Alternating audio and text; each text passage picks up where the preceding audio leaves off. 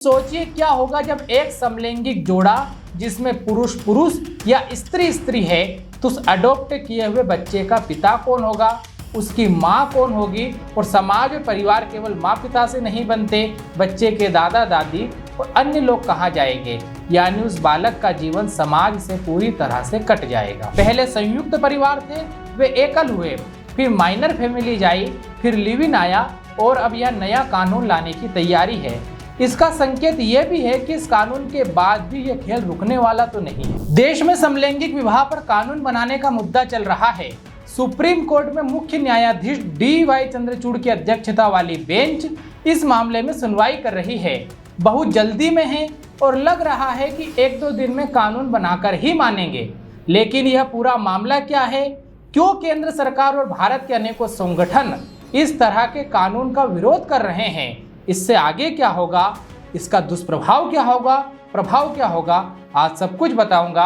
नमस्ते, मैं अमन हूं, ये VSK मालवा है। समलैंगिक विवाह अर्थात दो समान लिंग के लोगों में विवाह। स्पष्टता से कहूं तो स्त्री स्त्री से और पुरुष पुरुष से शादी कर पाए, इस तरह का कानून भारत में हो, इस मांग को लेकर कोर्ट में कुछ याचिकाएं दायर हुई है। मुख्य न्यायाधीश की अध्यक्षता वाली बेंच इसकी सुनवाई कर रही है। वहीं केंद्र सरकार ने अपने हलफनामे में एफिडेविट में कहा है कि कानून बनाने का अधिकार ये कोर्ट के पास नहीं है, ये संसद का काम है। साथ ही इस तरह के कानून से भारत की युगों पुरानी परिवार व्यवस्था पर भी बहुत बुरा प्रभाव पड़ेगा। और वैसे भी 377 को निष्क्रिय करके पहले से ही समलैंगिकों को एक साथ रहने के अधिकार दिए जा चुके हैं। लेकिन यदि इनके विवाह के लिए कोई स्पेशल कानून बनाया जाता है तो सभी तरह के पर्सनल मैरिज लॉ, चाहे वह हिंदू मैरिज एक्ट हो या विशेष विवाह अधिनियम 1954, इनमें सभी प्रकार के विवाह अधिनियमों में बदलाव करना होगा,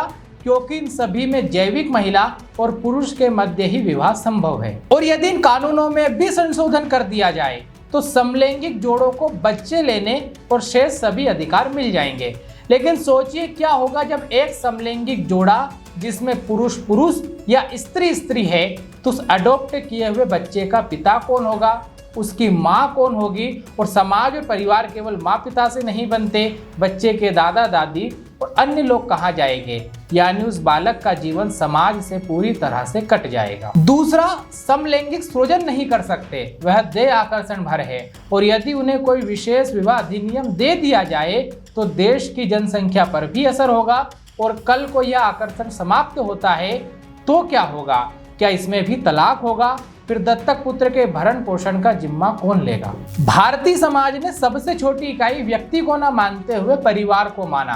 पहले संयुक्त परिवार थे, वे एकल हुए, फिर माइनर फैमिली आई, फिर लिव इन आया और अब यह नया कानून लाने की तैयारी है। इसका संकेत यह भी है कि इस कानून के बाद भी यह खेल रुकने वाला तो नहीं है। आज इस तरह के कानून की, मैरिज एक्ट की मांग करने वाले लोग कल को जेंडर डाइवर्सिटी की मांग भी कर सकते हैं, जिसका संकेत मुख्य न्यायाधीश को उस कथन से भी मिला है जिसमें उन्होंने कहा है कि शारीरिक रूप से पुरुष या स्त्री कोई पूर्ण अवधारणा नहीं है, जननांग किसी के जेंडर को प्रदर्शित नहीं करता।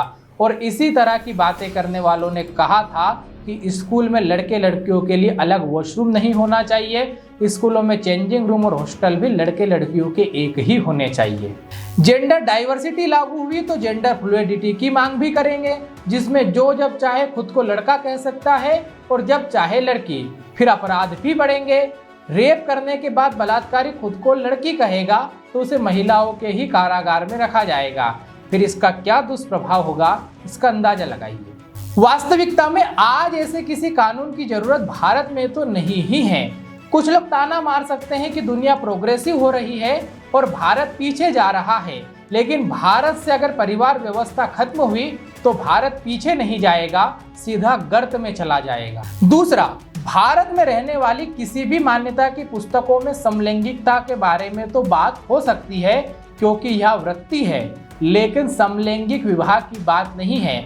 पश्चिमी देशों की हर मामले में केवल अंधाधुंध कॉपी पेस्ट करेंगे तो भी गड़बड़ होगी, क्योंकि उन देशों में विवाह कॉन्ट्रैक्ट है और हमारे यहाँ संस्कार है। भारत में इस तरह का कानून न लाकर हम LGBTQ पर अत्याचार कर रहे, उनका मौलिक अधिकार छीन रहे, ऐसा भी कतई नहीं है। भारत में उनको सम्मान सहित शेष सभी अधिकार प्राप्त है ही, 377 हटाकर उन्हें और अधिकार दिए ही हैं। ट्रांसजेंडर्स को तो भारत में जिस आस्था से देखा जाता है वैसा किसी देश में नहीं देखा जाता है। भारत का समाज सबको अधिकार देता है, लेकिन ये प्रायोजित तरीकों से हो हल्ला, जिसे नई भाषा में एक्टिविज्म कहा जाता है, उसे करने की जरूरत नहीं है।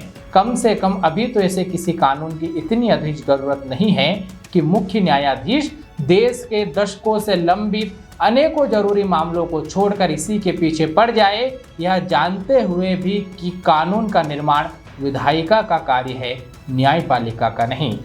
और यह मुद्दा 0.1% आबादी को भी प्रभावित नहीं करता, जबकि देश में कई ऐसे मामले हैं जो देश की लगभग 100% आबादी को प्रभावित करते हैं, लेकिन सुप्रीम कोर्ट के पास उन मुद्दों के लिए समय ही नहीं है। धन्यवाद।